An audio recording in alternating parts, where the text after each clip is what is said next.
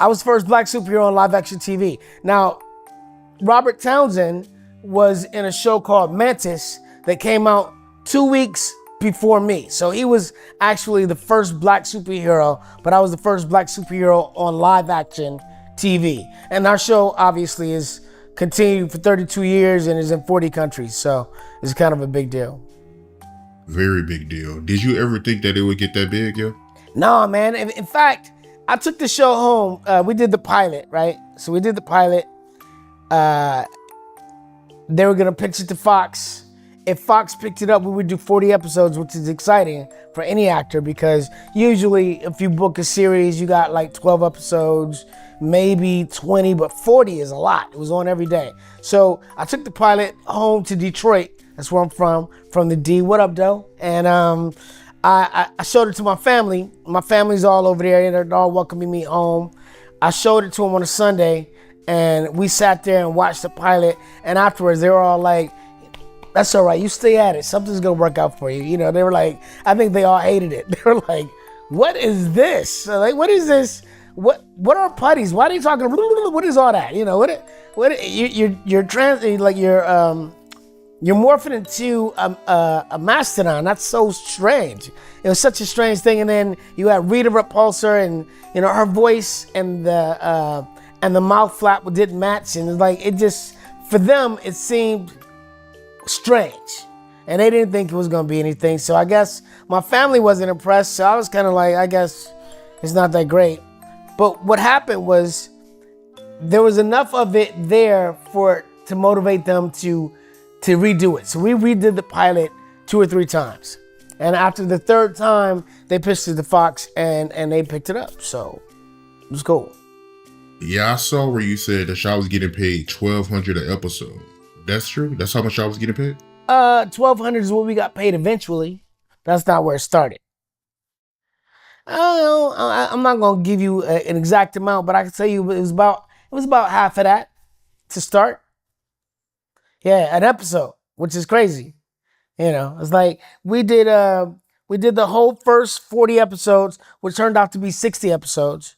And then we start shooting the second season, and we got a little bit of a raise, but it wasn't much. And not for a show that made $1 billion in the first year, and that's the #1 kids show in the world. I remember the producer came downstairs. I was sitting next to Austin, the Red Ranger, and he said, "Congratulations, guys. You are the #1 kids show in the world." And we looked at each other like, wait, did he say the world? I didn't even know it was in the world. I didn't know it was in 40 countries. I didn't know it was all over the place, you know, and the toys were selling out before the TV show even came on. I mean, the parents were like spending the night in front of Toys R Us to get their kids a Power Ranger. It was crazy. It was all over the news. So the show, it made $1 billion the first year, and y'all was making less than $1,200 an episode? The show made $1 billion the first year. We were making less than $1,200 an episode. That's insane, man. That's crazy. I'm saying, which is why I left the show, because it was like, come on, that's not right. It's like they should be paying us SAG wages, because you know when you join the Screen Actors Guild, then you're protected. Like you have a minimum that can be paid. So we should have been making at least the minimum of Screen Actors Guild. Honestly, we should have been making a lot more than that. But in the beginning, you can say that we were actors that nobody knew, right? So we were getting a start, and in the beginning, but once the show was a hit and we did the first season, the second season, it should have been at least union and on point. And then they were about to do the movies, and once the movies were going to kick in, it was like, there's a difference between a television star and a movie star. And if you're making, what they were trying to pay us for the movie was garbage. And it wasn't just one movie, it was 3 movies. And they're all going to be non-union. So it was like, nah, man, we gotta stand up for ourselves, you know? Yeah, I remember as a kid, man, I had all the action figures. I had the video game on Super Nintendo, Sega. And you telling me y'all wasn't getting anything from that at all? Nothing. Not a dime. 1% of all the merchandise to each one of us. So you got, if that would have left him with 96%, but 1% all the original actors, all the original Power Rangers, I mean, I would be a multimillionaire easily. I mean, like 1% of a billion is 10, is what? It's 10 million, and over 32 years, yeah, my family would definitely have generational wealth. You know what I mean? Which is what we earned, but it is what it is. You know, they're still making toys that come out right now that'll have my face or something similar to my face based off my character. But no, look, I'm not. I, I try not to live being like hateful about that situation. It is what it is. It's been 32 years. I've learned to deal with what it is, and I choose to be grateful for what I do have. I mean, the fact that I am beloved by three generations of people, you know, it's amazing, and that I can be a positive role model to so many people, that I put positivity in the world and it lingers. I love that. You know, that makes me happy. It makes me happy and proud to do that, as well as the fact that it initiated my acting career, and I've been working as an actor for 32 years. So that's not something everybody can say they've done. Absolutely. And if I'm not mistaken, y'all went on a strike, right? We walked off the set. So our contract was over for the first season, and they had given us a contract for 3 movies. So we all got a lawyer. I mean, like, if we would all gotten a lawyer together and all negotiated for a contract all together, they couldn't do the movie with none of us. They wanted us. So if we would have stuck together, then we would have been able to negotiate a decent contract. Probably would have went SAG, which is what it should have been, and maybe we got a percentage of the merchandise. I don't know, but we definitely would have been living a lot better than we were after. You know, they continued on without us. So it is what it is. It's funny because I know I'm friends with the actors that came and that ended up getting the parts after we walked away. And man, for them, it was like, can you imagine being an actor who watched the Power Rangers, and then you audition to be a Power Ranger, and you find out that you are the new Power Rangers on the TV show, and you're doing the movie in about a month? It's like, they didn't earn that. You know, that wasn't their movie. That was a movie we earned, that we built a following for, and they did the movie. Apparently they were supposed to do 3 to 6 more of them, and they never did another one like that because it didn't have the same hit. They took a hit on it. They should have just made it fair for everybody. And then, who knows? The movie would have done a lot better, I'm sure. And I remember as a kid, watching that movie for the first time, and I always wondered why the original cast wasn't in the movie. Like, where did they go? Yeah. Wait, where's that? Where's Trini? Where's what was his name? Jason. Yeah. But I mean, after I left the show, I went on to have another show on Nickelodeon called Space Cases, and that was a lot of fun. That was cool, and they paid me well, which is good. I mean, what I was making on that show is what I should have been making on Power Rangers easily.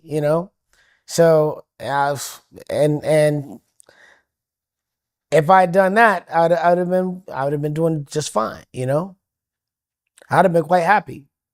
But you is right though. I mean, that is only right. I mean, you and the other cast, y'all did build the show, the momentum, and Yeah.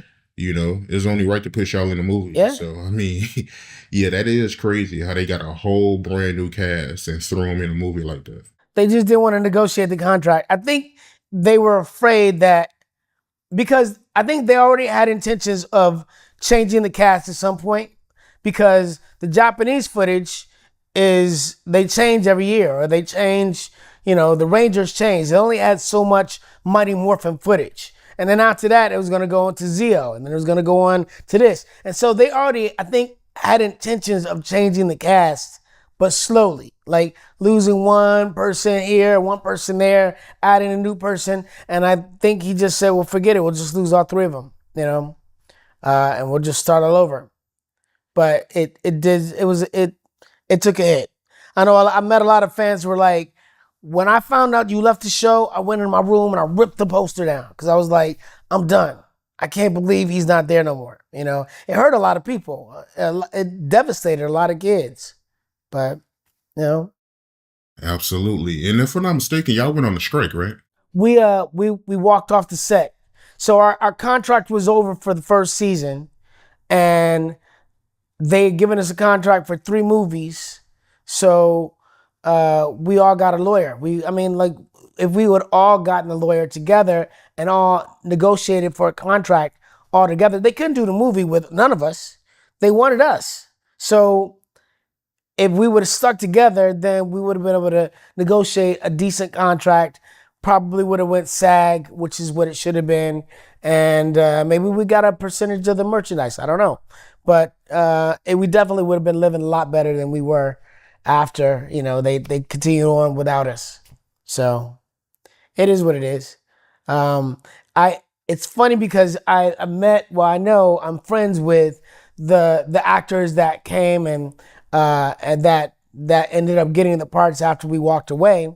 And man, for them, it was like, can you imagine being an actor who watched the Power Rangers and then you audition to be a Power Ranger and you find out that you are the new Power Rangers on the TV show and you're doing the movie in about a month? It's like, they didn't earn that. That wasn't their movie. That was a movie we earned, that we built a following for. And they did the movie. Apparently they were supposed to do 3 to 6 more of them. And they never did another one like that because it didn't have the same hit. They took a hit on it. They should have just made it fair for everybody. And then, who knows? The movie would have done a lot better, I'm sure. And I remember as a kid, watching that movie for the first time. And I always wondered why the original cast wasn't in the movie. Like, where did they go? Yeah. Wait, where's that? Where's Trini? Where's what was his name? Jason. Yeah. But after I left the show, I went on to have another show on Nickelodeon called Space Cases. And that was a lot of fun. That was cool. And they paid me well, which is good. What I was making on that show is what I should have been making on Power Rangers easily, So, and if I had done that, I would have been doing just fine, I'd have been quite happy. They just didn't want to negotiate the contract. I think they were afraid that, because I think they already had intentions of changing the cast at some point, because the Japanese footage is, they change every year, or they change, the Rangers change. They only had so much Mighty Morphin footage. And then after that, it was going to go on to Zeo, and then it was going to go on to this. And so they already, I think, had intentions of changing the cast, but slowly, like losing one person here, one person there, adding a new person. And I think he just said, well, forget it. We'll just lose all 3 of them, and we'll just start all over. But it took a hit. I know I met a lot of fans who were like, when I found out you left the show, I went in my room and I ripped the poster down because I was like, I'm done. I can't believe he's not there no more. It hurt a lot of people. It devastated a lot of kids. But, Who was all the members that left the show? Who left was the Red Ranger, the Yellow Ranger, and myself. So it was Austin St. John Twee Trang, and myself. Who stayed was the Blue Ranger, the Pink Ranger, and the Green Ranger. So that was Jason David Frank, Amy Jo Johnson, and David Yost. And they had their reasons for staying, it's not everybody that's brave enough to rock the boat.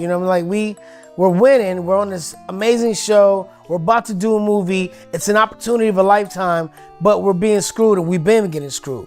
So do you continue to get screwed and not rock the boat? Or do you stand up for yourself against the bully that's like going, hey, well, we can fire you? Well, man, we got to stand up. At some point, you got to stand up. So that's what we did. And you was telling me before the interview that you just now seen the movie for the first time. Yeah. I watched it probably a year ago for the first time because I didn't care to see it. I was like, that was supposed to be my movie, you know? And so I didn't really, and I was busy working at the time, so I didn't care to go check it out or, I didn't, it didn't matter to me at that point. But I saw it and it was entertaining. It was cool. It would have been better with us, you know. it would have been better with a little hip hop keto in there, a little Zach flavor. I mean, because my character was like very different from all the rest of the characters. I was like charismatic. Everybody was charismatic, but I was charismatic in a different way. I implemented hip hop keto into my dance style. It wasn't all that, but it was like, it was I had a different vibe, different energy, and I was representative of a whole lot of black and brown people, including white people. So I represented everybody, but it was a face that everybody could look at and go, "That's my guy." I'm like him. I want to be like him. I was the first. Yeah. And when they made that deal for the 3 movies, right? Y'all had no idea they did that without y'all knowing, right? Yeah, yeah. It was that's what the movie was gonna be for. It was like the contract wasn't just for one movie. That was the catalyst to it all. It was like, oh really? So you're gonna give us this the contract. We're supposed to just take whatever you give us and not have an agent or a lawyer negotiate it for us. And I can tell you that the first movie was under $20,000. $20,000 for a multi-million-dollar movie, 20th Century Fox, and that's what they're gonna pay the stars. It was unheard of. It was like no, and then there was attached to it 2 other movies with a small upgrade of what the pay was. Within a $20,000 range. There's nothing. So they're gonna make another another billions of dollars off the movies, and we were still gonna be broke. Like couldn't afford a place in LA, couldn't buy a nice car, couldn't, barely getting by. It sucks. It sucks. So Yeah, they was clearly taking advantage of y'all because y'all was young. well, we weren't. I was 26 at the time. Yeah. I mean we were playing kids, but we were all adults. But we were new in the industry until we weren't. After I did 85 episodes. So after the first 20, 30 episodes of it being a hit show, I was no longer new. You know what I'm saying? The contract should have been able to be negotiated before then.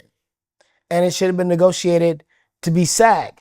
And we even had cast and crew coming up to us and going, hey guys, hey, they're really screwing you guys, man. You guys should go SAG. You should make the show SAG. And that way it'd be fair. And that way it'd be, like the casting, because the crew was even non-union. So everybody felt the same way. Everybody was like, we're on this hit show. This guy's making $1 billion. He made $1 billion the first season. Billion. That's a whole lot of millions. You know what I'm saying? Like, that's a whole lot of millions, bro. So it would not have hurt him to lose 6 million out of his 993 million to make the rest of us happy. His stars. You know what I mean? Agreed. Or if you look at from a business perspective, then they say shrewd.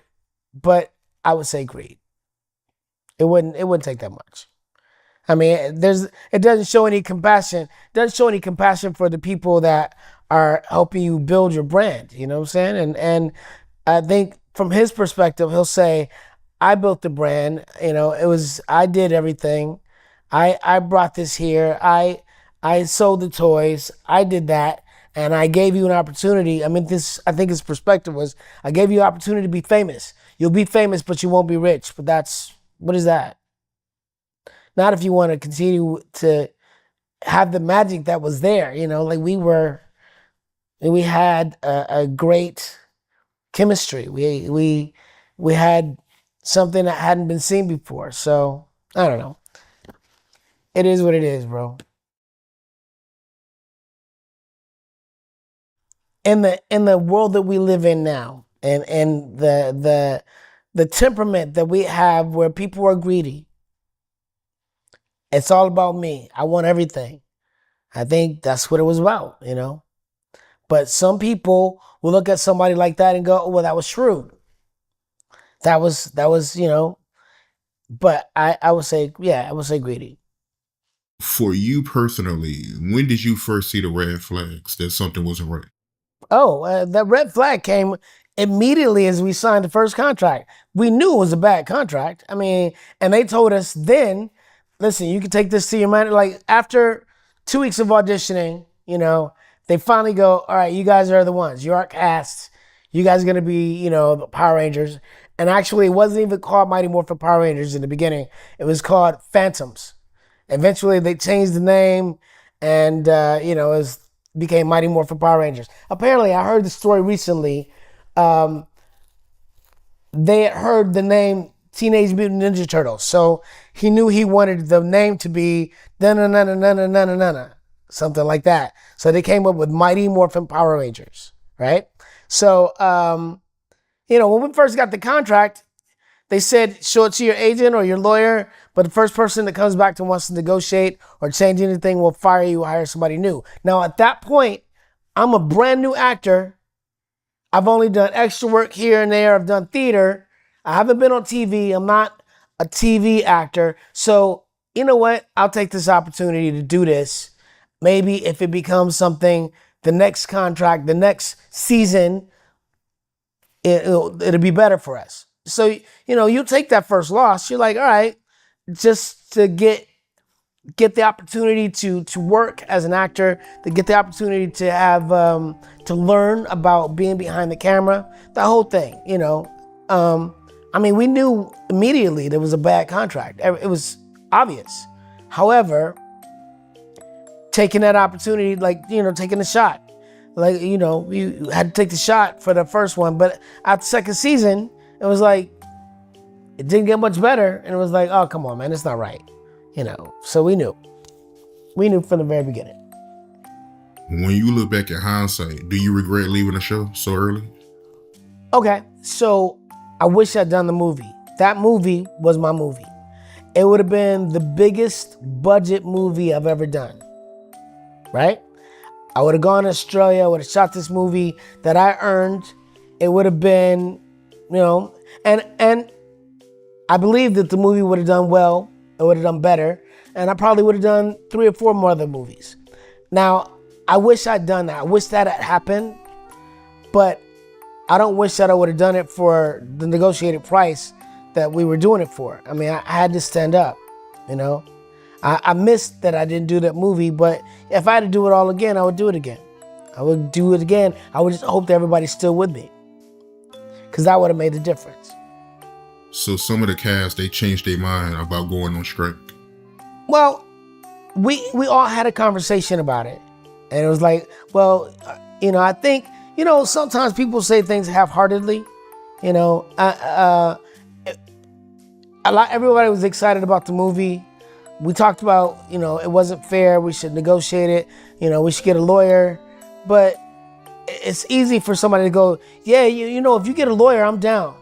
But once you got a lawyer, now they got to make a decision.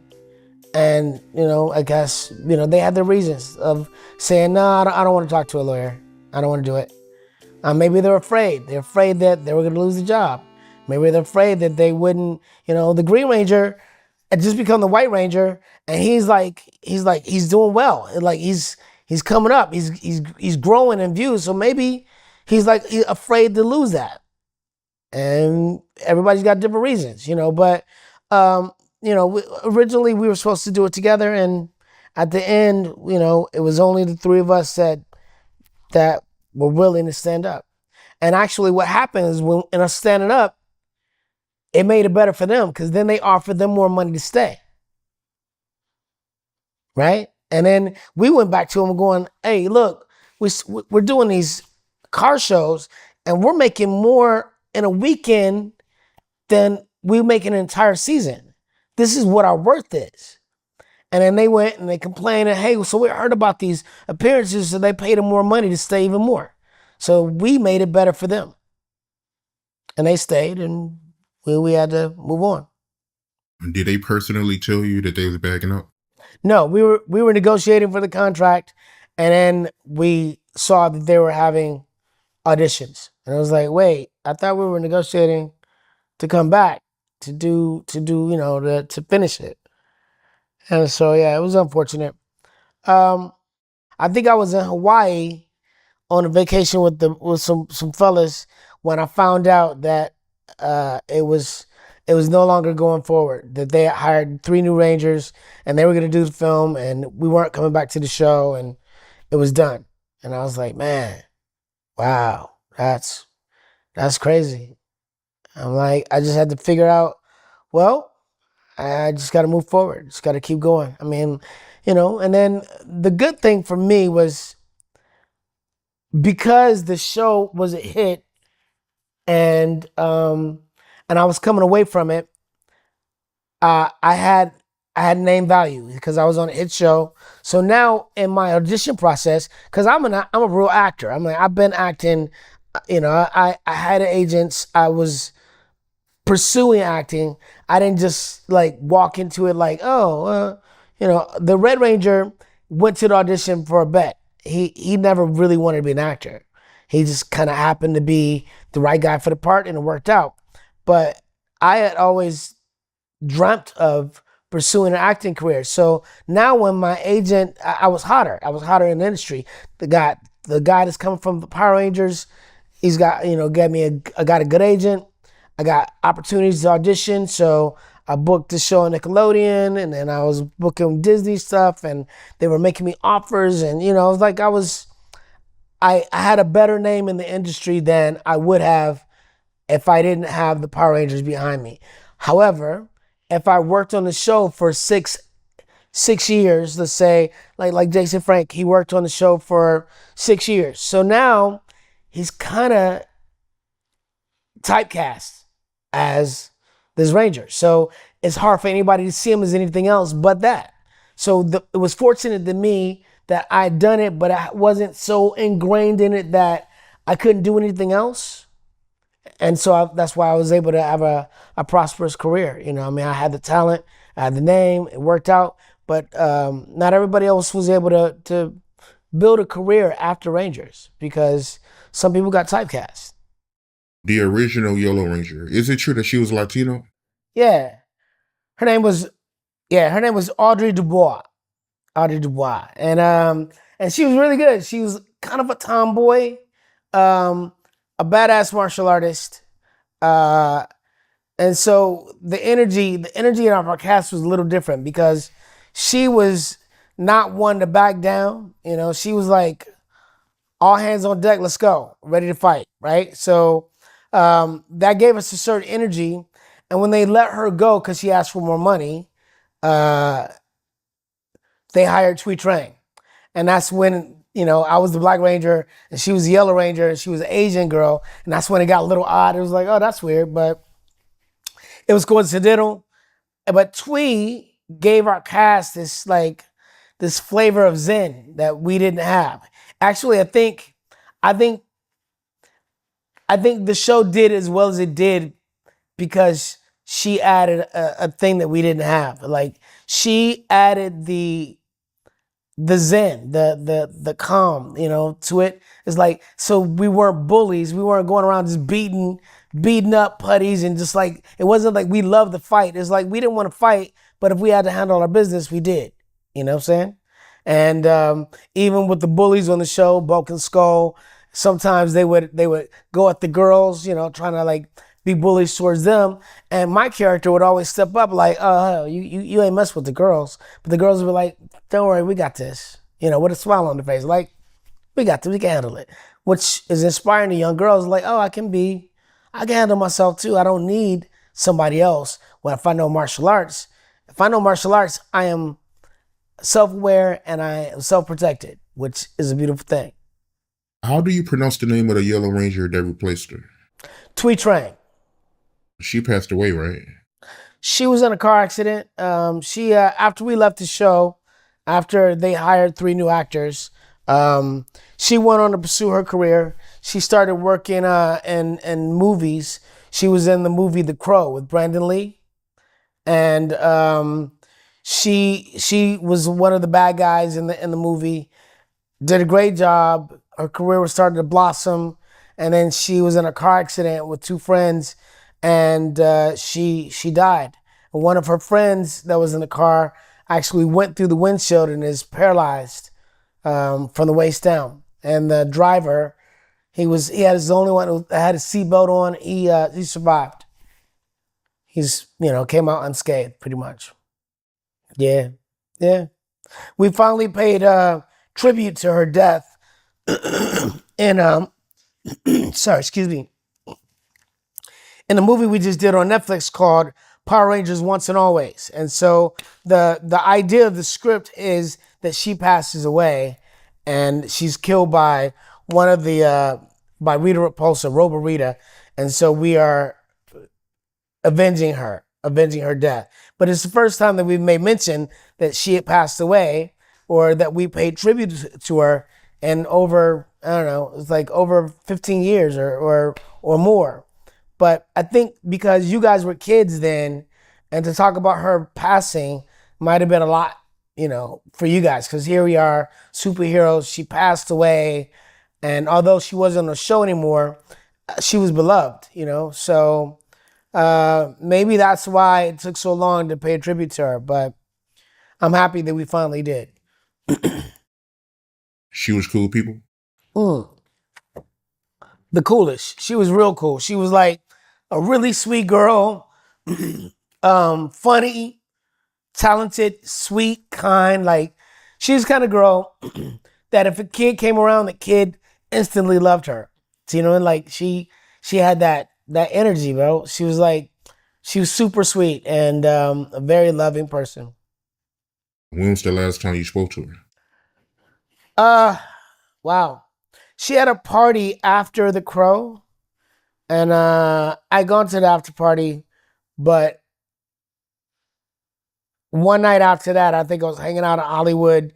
She was living down off of Laurel Canyon at the bottom, and I called her up. I was like, "Yo, what are you doing?" I just went by and hung out with her. We were in the kitchen talking, and just was congratulating her on all her success.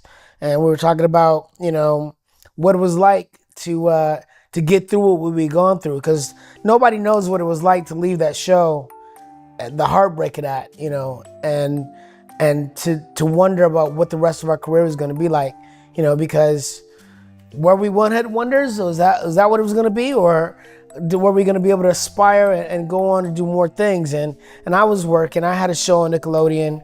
I went on to do a number of other, guest stars on a bunch of different shows: Family Matters, Sabrina Teenage Witch, CSI, The Shield, all kinds of stuff.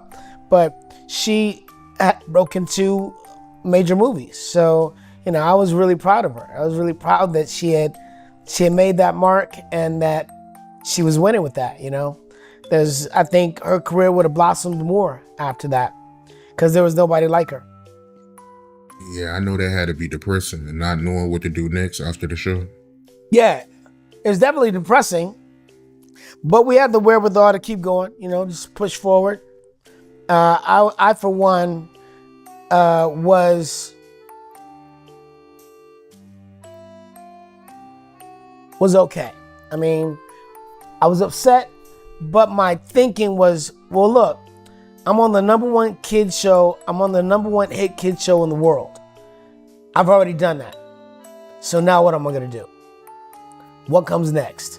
Now I want to be on a primetime series hit show. I can go from this and move on to the next thing. So I ended up having another hit show on Nickelodeon with my show Space Cases. It was the number two show on Nickelodeon behind Kenan and Kel, and that was cool. But I wanted that primetime series, and so I got the opportunity to do that with a show called Malibu Shores with Aaron Spelling, and unfortunately we had a bad time slot, so the show only ran for one season, but it had a bunch of stars in it, like it had Kerry Russell, Tony Luca, Essence Atkins, Charisma Carpenter, myself, Jacob Vargas, a bunch of actors that went on to do great things. And, it was with Randy Spelling and a bunch of other people. So I I I did get my series. Unfortunately, it didn't hit. It didn't stay. Yeah, you had a solid career after that. But I do want to ask you because I remember when they came out, man, everybody was going crazy about them. What's the backstory behind the White and the Green Ranger? Oh yeah. Yeah. Well, um, the Green Ranger. So the show came from the Sentai series. So in Japan, the show ran for 20 years. It wasn't called Mighty Morphin Power Rangers. It was called. It was Sentai. It was like. It was a different name. They had different names, and every season they would change. So it was a successful show in Japan for 20 years. Saban saw this and was like, I think I'm going to bring this to America. We'll change the actors in the beginning, make our own stories, but we'll add the Japanese footage and make it into our own American thing, right? So in the Japanese footage, they had the Green Ranger appear, and the Green Ranger was a bad guy, and eventually they killed him. I think after so many episodes, and so they only had a few seasons, a few episodes, let's say 5 or 10 episodes of the Green Ranger. And after that, he was supposed to die off or go away. And then the next season, there was going to be a White Ranger that came to it because eventually every cast had a sixth Ranger. If you watch the show over the years, there was always a sixth Ranger, a Green Ranger, a Gold Ranger, something else that came and joined the cast. Um, so, but everybody was so impressed with the writing of that story, his story, the Green Ranger. He was such a badass when he came on, and then he was like a bad guy and he was a good guy. And then, he was part of the team, in his own Dragon Zord, the whole thing. He made us stronger. And then when it came time to die, for him to die, so many people had enjoyed Jason David Frank as the actor that played the Green Ranger that they had to figure out who's going to be the White Ranger, and they thought, why don't we just bring him back as the White Ranger? So they done that. They brought him back as the White Ranger. And then, unfortunately, after that, we were trying to negotiate for a better contract. We walked away, so then it left him to be the alpha. He was like the alpha mega. He was like the new guys couldn't touch him. He was the new guy. He was the guy that was there. It was like the big wig now. Like Billy wasn't as strong as the Green Ranger or the White Ranger. He wasn't skillful in that way. He was a smart guy. So the new guys were kind of like the underlings after that. And he went on to do 6 more seasons in that role. Why did the Green Ranger shield look higher quality in the Japanese footage compared to the American footage? Because I mean, in the American footage, man, it looked terrible, yo. It looked real cheap. Because it was, because that's what they did. They didn't they didn't make it out of the same material. They just made it kind of flimsy, and it wasn't that great.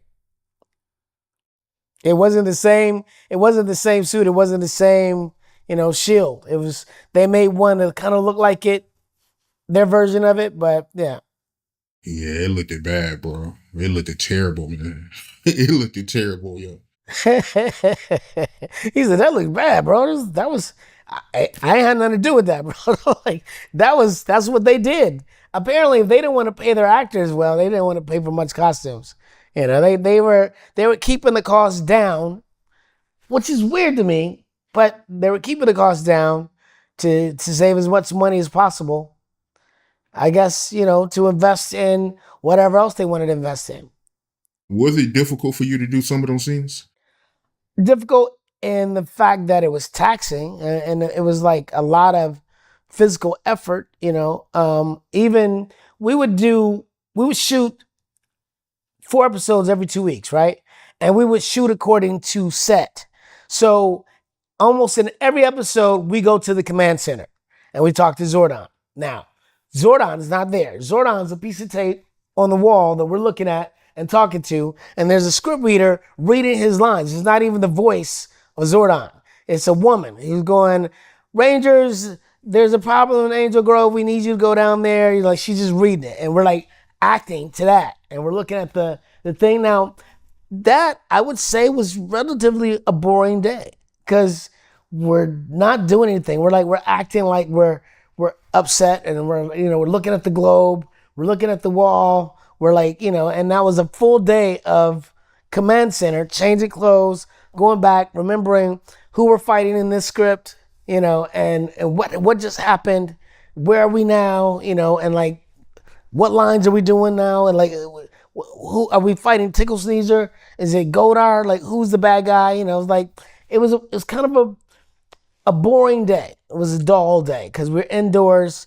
It's dark. Even if it was sunny outside, it's like we're in the dark in this command center all day, and that was taxing. But I mean, that is acting. I mean, like not all days are going to be adventurous and fun. Like any day that was fighting for me, any day that I had to go and do a fight scene, then I was excited because that was the most challenging thing for me, and I loved it because I get to create all this cool stuff that I had never even conceived of, and I had these great stunt guys that will motivate me to do even more. Like they were like, I got to be creative and I got to do things that I never thought I would do, which is awesome. Like I did this one episode where I'm being chased by the putty, and I jump up and I see a tree limb, and I'm like, oh man, if I could swing over that tree limb and come back down, he's chasing me, I could swing over the tree limb and come down and kick you in the back. That would be dope. That would be so fat if I could do that. So he's running, we're chasing me, and I jump up and I grab the branch and I try to pull myself over, but it's too slow. I can do it. Physically, I can do it, but it's just too slow. I would miss him. It doesn't look great. So the stunt guy that I'm with, he goes, hey, what if I push you? What if I push you over? You're like, so the camera's here, you're in front, they won't see my hands push you. What if we can do that? So I'm like, all right, now still it's physically taxing because I gotta hold on to this branch, have the strength to hold on, and then be pushed up and over, come back around. But we did it. Jumped up, he gave me a push, up and over, I come around, I kick him in the back. That stuff is not stuff that is easy to do, and not something I would even consider imagining, except for I'm a superhero and I'm capable of doing almost anything. So it was awesome. Did you get any injuries? I might have pulled a hamstring every now and then, that kind of thing, but nothing severe. Nothing severe. We were training. I was training all the time. I was getting better all the time. I was working with the stunt guys, learning different martial art forms, different kicks, punches, throws. I was going to the gymnasium and I was learning to do, put patterns of flips together, round off, back flip, back tuck or back layout. I was learning all these things. So, and I was young and I was skilled. So, it worked out. You brought him up earlier, and I wanted to ask you about him. Jason, he played the, Green and White Ranger. You know what happened to him? Jason David Frank. Yeah, he had a bout with mental health, and he passed away a couple of years ago from suicide. Yeah, it's really unfortunate. Yeah, but he there was a lot that went into it. He was mental health is real, and people can go through depression. We had gone through COVID. He was dealing with a lot of things. So, personal life stuff. It's unfortunate, but it's really sad. Terrible, man. And I used to always come across him on social media, and he always came across like he was in good spirits. So, yeah, it's crazy, man. You never know Yeah, what people really going through. You see them on social media and they look happy and. of course, of course. I mean, I think people go on social media and they put out the best image of themselves that they want people to see, but that doesn't let you in on anything else that's going on in their life. I'm not. I'm not gonna just necessarily involve you in all the garbage that might be in my life, or my depression, or anything, or like my hardships. That's not. It's not. Uh, Generally, people are private about that kind of thing. So, that's what it is. I mean, I think social media is constructed that way. Most people are pretending to be something that they're not, and that might be happy. But I'm sure you used to see the same thing, right? Him being on social media, IG, and he looked like he was in good spirits, and he looked happy. Yeah, yeah, yeah, yeah. I mean, he was a very positive person. He gave positive messages. He was like, he let people know, but he had issues. He had some issues, bro. He was bipolar. He was like, he had depression. He talked about it, and like we talked about it, like we were friends. And we would go up and down in our friendship. Like, he would call me up and he would ask me about things, and I would give him my honest opinion because I'm not a yes man. I'm a real person, so I'm gonna tell you the real. If you ask me something, I'm gonna be like, all right, this is what I think. Period. So he was able to take that from me most of the time, but sometimes he couldn't. If I called him on something and I thought he did wrong, and I'm like, "Hey, bro, why would you do that?" Then he would get offended and be like, "Don't talk to me no more." And I'm like, "Bro, I've known you for 30 years. So I'm not gonna not talk to you. Shut up. We're men. We're talk. We'll have a conversation. You know what I'm saying?" But we had our ups and downs. We had our ups and downs. But our ups were better than our downs, obviously. But I was able to work with him and his daughter and do stuff like Dial Talk, and he was doing poetry to talk about some of his mental health issues, and I inspired him to do that. He would talk to me, and I was like, "Yeah, I think you should share that with your fans because there's a lot of our fans that have some issues, that are on the spectrum or whatever, that deal with depression, that deal with a number of things." And so I figured, if you tell them that you have some of these same issues, that's empowering, and like you show them what you can do, and then that'll empower them to be even stronger and better. So I love that he did that. Like he did poetry. In fact, if you look on YouTube, he did this one piece. I can't remember the name of it, but it's a piece where he is in a room with like 8 other versions of himself, and it's like an AA meeting. And in the poetry, in the poem, he's talking about, "Thanks, guys, for being here. Nah, nah, nah. I've been dealing with this. I'm going with that." But he's calling out each one of them, and each one of them is a different personality, and each one of them is him. He's like, "Mr. Depression, I deal with you like this, and nah, nah, nah, nah, nah, nah, and I'm grateful that I got past this. Bipolar, I've dealt with this, and nah, nah, nah, nah, nah, nah, and so forth and so on." And at one point, there's an empty seat, and the seat is suicide. And he's like, "I'm glad you're not here today." So it wasn't unheard of that he had thoughts about it, and he shared it with the fans. It's on YouTube. You can go look at it. It's just nobody expected it to ever really happen, you know? Terrible, man. R.I.P. to him, man. R.I.P. The Gold Ranger. Why nobody never talk about him? I don't know who the Gold Ranger is. Oh, you talk about Austin St. John when he came back for Turbo? Okay. So this is the thing. Austin and I used to be roommates. After I left the show, I went on to work, Nickelodeon, Disney, like different shows. Austin went back to Power Rangers, and I didn't even know. So I guess when he went back as the Gold Ranger. He was like the 6th Ranger. He went back as the Gold Ranger, and I guess he did a film, and he also did a series. But I can't tell you anything about it because I didn't watch it.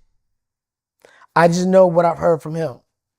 But apparently he was a cool character, he had all these powers, he and Tommy butted heads, but eventually they were working together. He got to come in as a bad guy at that point, which is always fun. I mean, when you get to be a bad guy, like the bad guys are fun roles to play.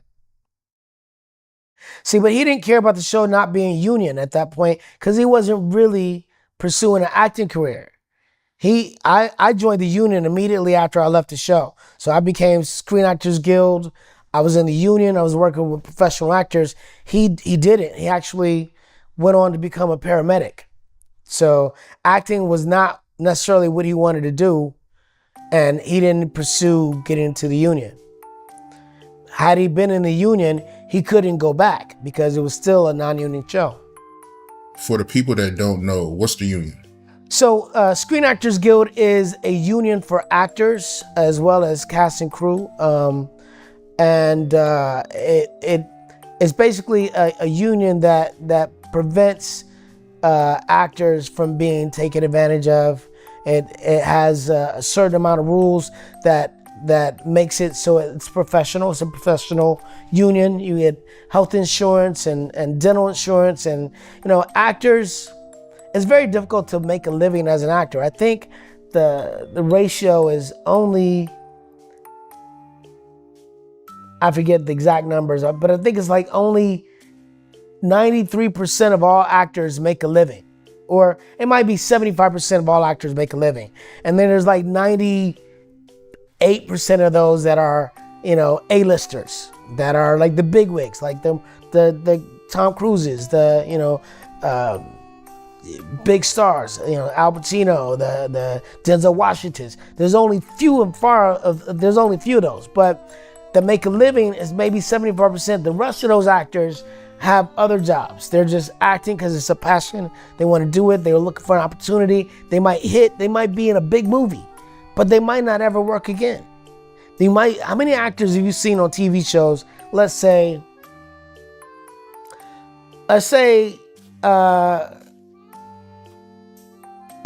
what was a big show? Let's say,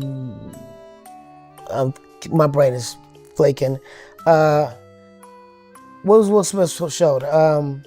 Fresh Prince. Let's say Fresh Prince, right? So a lot of actors on that show, a lot of great actors, show that ran forever. Now they made so much money because I think Will was making $1 million an episode, right? So they made so much money they ain't gotta work ever again. Maybe.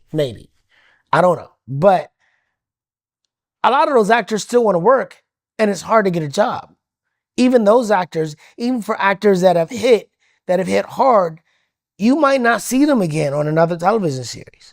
You might see them here and there in a movie, or maybe a guest star, but it's difficult to be an actor and make a continuous living. So I'm really grateful that I got 32 years in the industry. But I didn't make a killing, you know what I'm saying? Like, I worked a lot, and I did a lot of guest stars, and guest stars pay decent, but I haven't had another big break, like another big movie. I haven't had like $1 million payday on a movie or anything like that. I haven't had that opportunity yet. If I got a Marvel movie or something like that, that would change my life. That would be the only thing I think that could compare to Power Rangers as far as level. I mean, because Marvel is such a big thing. If I got on Star Wars, something like that, Star Trek, something like that, one of those things would be a next big thing. But I've worked a lot, and I'm grateful for all the work I've done, but I haven't had another big hit, not like Power Rangers. I did The Shield, which won a Golden Globe and an Emmy, and that was a great show. I was actually working on The Shield and a sitcom at the same time, which was very exciting because I was doing comedy and drama at the same time, which was very cool.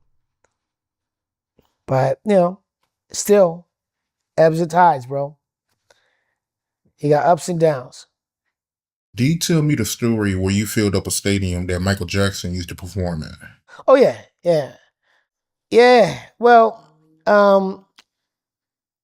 apparently we were told, hey, listen, we're gonna do a live show for the affiliates for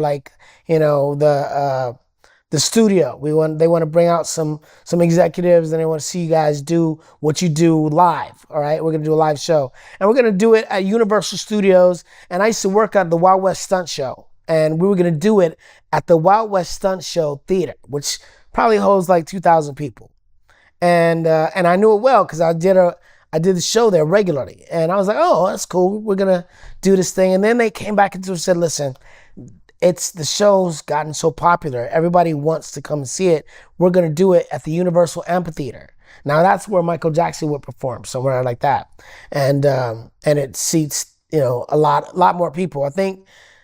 I I don't know how many, maybe 12,000 people a show or 10,000 people a show. Um, and we were like, wow, all right, that's incredible. So turns out they sold they sold it like 6 times. So we did like 6 shows in the course of a day. 30,000 people showed up to Universal Studios. Show sold out every time, and we shut down traffic from Universal Studios to downtown. It was a freeway. It was like, I mean, it was a parking lot. People couldn't go anywhere. Everybody's trying to come out and see the Power Rangers.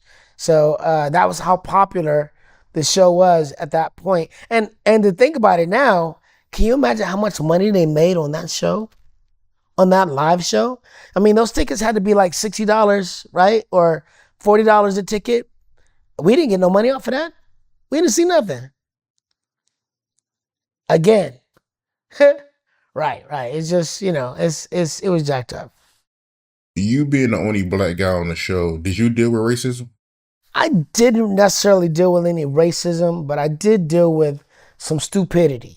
Um, there was an episode where we were having a culture fair, and I remember I was curious. I wonder what they're gonna put out for my for my culture, like as a black person, what they're gonna put out for me in the culture fair. And I went out to the set, and they had bananas, and I was like, what? I mean, of all the things that you could think about of black culture, bananas is gonna represent me. I was like, I'm not. Now y'all gotta get something else. So I wouldn't go on set until they went and got me something else. I was like, you could have got black eyed peas, you could have got chicken, you could have got anything, but bananas is like, what is that? Now obviously they were limited in the budget, and because they were, although it was $1 billion show, they didn't give them a lot of money. So I think they were just trying to go cheap. But I was insulted, and I didn't go out until they got me something different. So that was one thing, but that was about it, bro. I mean, like nobody ever called me out my name. I was never disrespected. Um, I never had any prejudice issues. Just maybe some stupidity every now and then. But them giving you bananas is wild, man. Yeah, but you know what? I mean, I found it insulting, but if you're not part of black culture and you don't know anything about it, then maybe if simple-mindedly you go, oh, well, think Caribbean, you think like the islands. How about that? Like, if they put out coconuts, I'd have been happier, but not bananas. It's like if they put out like something different, like Caribbean, that would have been, that would have been better, but not bananas, bro. I was like, no, we're not doing that. You being in Hollywood at that time in the 90s, how was that like? You being on one of the biggest shows? It's funny because I mean it was a wild time. It was a great time. Like hip hop was prevalent. I did an appearance at some event, and I was there with Ice Cube, uh, Tupac, and Snoop. And I was like, yo, I was surprised they were there at this event with me, and I was hanging out with them, and I was like, I mean, like they were leaving to go somewhere else, and I like dapped them up or whatever, and it was cool, and we were at the same gig, and it was a vibe. But I wasn't really trying to hang out because I was dating this girl who I eventually married, and so I was with throughout my fame, I was with the same woman. I was like, I had met her, we started kicking it pretty tight. She went out on a cruise ship because she was a singer, entertainer, and during the time that she was gone away on the ship, my show had come out. So she went away, and I had done the pilot, and then I told her, hey, it got picked up as a series, and then it aired. And when she came back, I was famous. So she was like, this is weird. Like, why are people stopping you for your autograph? And I'm like, the show's out, But I ended up staying with her for 16 years. So I stayed kind of out of Hollywood because I was connected with my girl, which is probably fortunate because, apparently there was a lot of seediness going on. And I wasn't part of any of that. So I kept my head clean. I was cool. I was with my girl, ended up having babies, and, had a 16-year relationship with her. and walked away with two beautiful kids. So, it was good.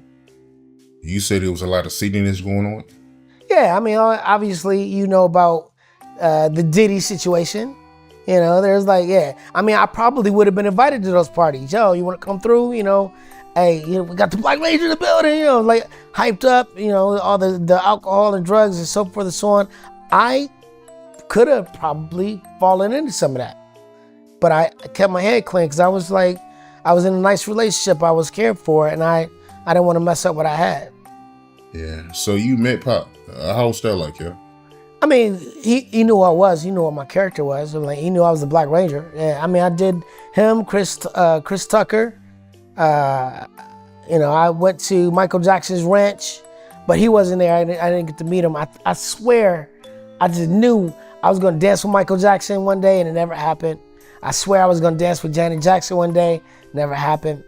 But, I met a lot of people, and I always got love, People knew who I was, and I did golf tournaments and, celebrity basketball. I was with the Hollywood Knights. I was on celebrity basketball games, so I met a lot of celebrities, but I didn't really hang out with nobody because I was busy kicking it with my girl. Gotta ask you, and I'm sure the people will want to know respectfully, you losing your finger. Can you give me the backstory behind that? Oh, shit. Well, when I was a kid, um, my mom and dad they had a tumultuous relationship. My dad